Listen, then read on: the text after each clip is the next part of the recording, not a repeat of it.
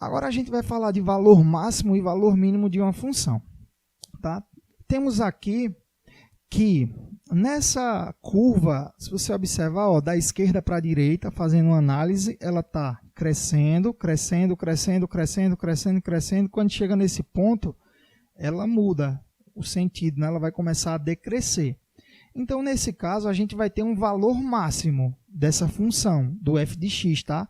O meu f de x para essa função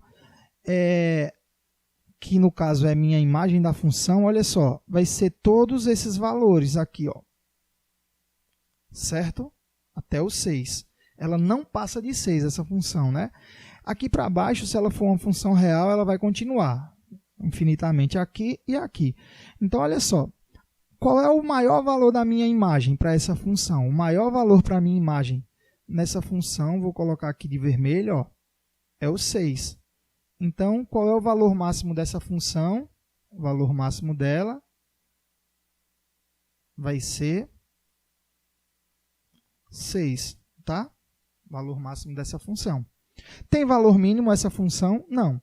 Olha só, o valor máximo vai ser a imagem, a maior imagem que a função assume, mas a gente pode também associar um ponto de máximo.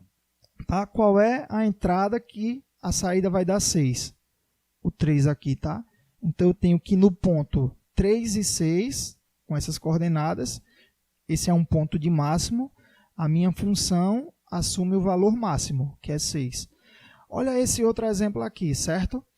Eu tenho essa função que começa aqui, ó, vai crescendo, crescendo, crescendo, chegou nesse ponto, começa a decrescer. Decresce, decresce, decresce, chega aqui no menos 6, começa a crescer novamente, até chegar no 7, aqui, né, na altura 7, começa a decrescer novamente.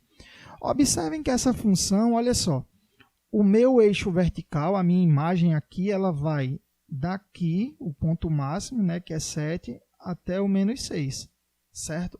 Então, a minha imagem dessa função, qual é o maior valor da imagem dessa função?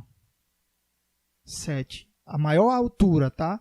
Quando a gente fala em valor máximo, está relacionado à altura que está de acordo com o eixo vertical, o eixo das ordenadas, tá? Então, o valor máximo dessa função vai ser o 7. E o 7 vai ser nesse ponto aqui, né, da curva, que está associado com a entrada 2, tá? Então, eu tenho esse ponto de máximo aqui, 2 e 7, certo? E o valor mínimo dessa função, vou colocar de outra cor, aqui, opa, olha, o valor mínimo dessa função vai ser o menos 6, certo? É a menor altura aqui na minha imagem, é o menos 6.